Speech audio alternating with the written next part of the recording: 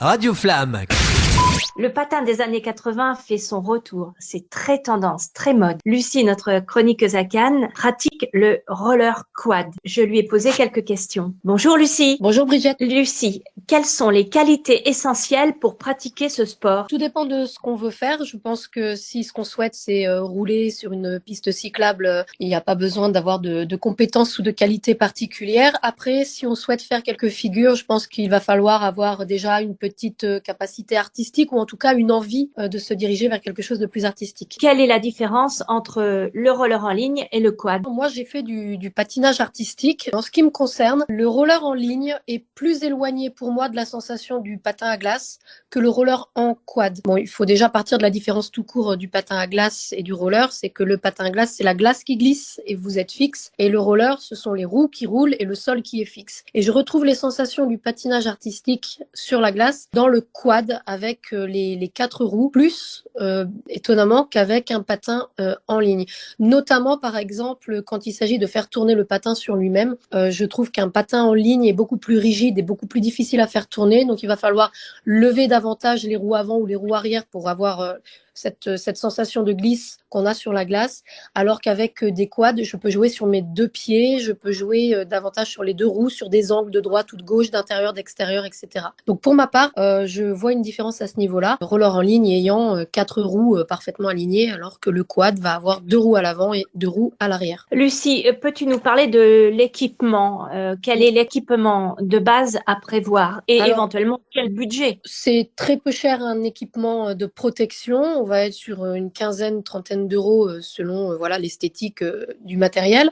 Pour le roller, ça peut aller du simple au triple. On peut être sur 50 euros pour quand même avoir une bonne chaussure confortable. Si on veut pas avoir des rollers avec des roues aussi en plastique qui ne roulent absolument pas comme on pouvait avoir gamin, là c'est pas du tout adéquat. Si on veut voilà une bonne chaussure avec des bonnes roues en gomme, c'est minimum 50 euros. Après là on va être plus sur des rollers qui ont une basket basse et un socle qui va pas être très performant pour tout ce qui va être figure. Si on veut un patin qui commence déjà à accepter des angles un peu comme des quarts au ski, prendre plus sur l'intérieur, plus sur l'extérieur, etc. Je pense qu'il faut quand même investir une petite centaine d'euros avec une chaussure haute comme un patin artistique qui va vous tenir la cheville. Ça c'est pour le patin en lui-même. Après, donc pour les protections, tout dépend ce que vous voulez acheter. Si vous voulez mettre un casque, si vous voulez mettre des genouillères, etc. Moi, je recommande la totale si vous êtes totalement débutant. Par contre, ne pas négliger, c'est surtout les poignets parce qu'on tombe essentiellement sur l'arrière, sur les fesses et la flexion du poignet peut être vraiment grave. Si vous êtes débutant, mettez la totale. Par contre, à savoir aussi, c'est que quand vous commencez à progresser, l'équipement va devenir un frein. Donc, si vous stagnez et que vous ne passez pas certaines figures, c'est probablement parce que vous êtes un peu Robocop et que vous n'êtes pas souple dans vos mouvements à cause des protections. Donc, gardez à ce moment-là, par exemple, uniquement les poignets. À partir de combien de temps peut-on commencer à prendre du plaisir en patinant? Je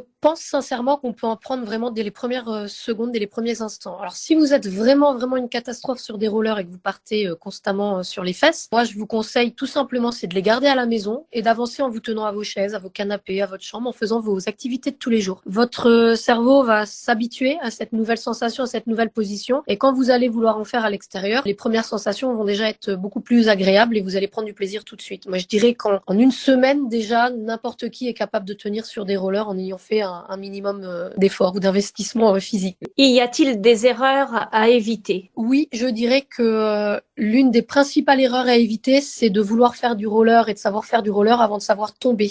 Il est très important de bien comprendre que savoir éviter les mauvaises chutes, c'est aussi conserver une bonne pratique, un plaisir et garder toujours à l'esprit qu'il ne faut jamais éviter la chute.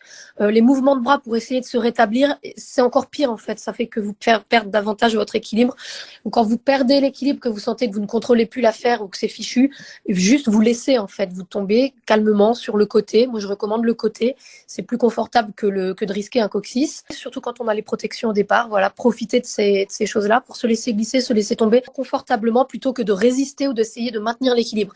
Quand vous le perdez, c'est fichu. Savoir tomber et puis apprendre à se relever. On néglige beaucoup cette partie et on va avoir parfois des chutes assez graves, finalement, juste parce qu'on a voulu se relever trop vite ou mal.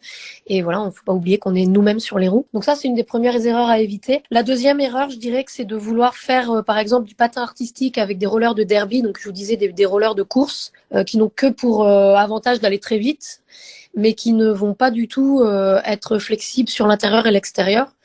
Donc vous allez très vite perdre confiance et penser que vous êtes nul. En fait, c'est pas du tout vous, c'est le roller qui est pas adapté. Ou l'inverse, vouloir faire de la vitesse avec des rollers artistiques. Donc se tromper d'équipement au départ sur même juste la chaussure en fait en elle-même. Lucie, quelle sorte de figure peut-on faire avec des rollers, des quads artistiques? Alors, tout dépend du niveau. Si vous êtes vraiment très fort, vous pouvez faire absolument tout ce que vous voyez à la télé sur un patinage artistique habituel sur la glace. Après, pour un débutant, on peut commencer déjà avec une belle marche arrière, des chassés croisés, des petits sauts. Et quand vous commencez à maîtriser tout ça, peut-être, je dirais, 1 mois, 2 mois de pratique, vous pouvez commencer à faire des petits sauts de 3, donc des sauts de valse qui commencent à faire des demi-tours, voire même un tour complet. Des toupies. La toupie aussi peut être acquise assez rapidement. Et puis bon, des petites figures rigolotes comme le moonwalk, par exemple, qui est très fluide et très rigolo, ou des fentes, fente arrière, fente avant, ce genre de choses. Un grand merci Lucie, merci beaucoup. Avec plaisir. À bientôt, Bridget. Radio Flamme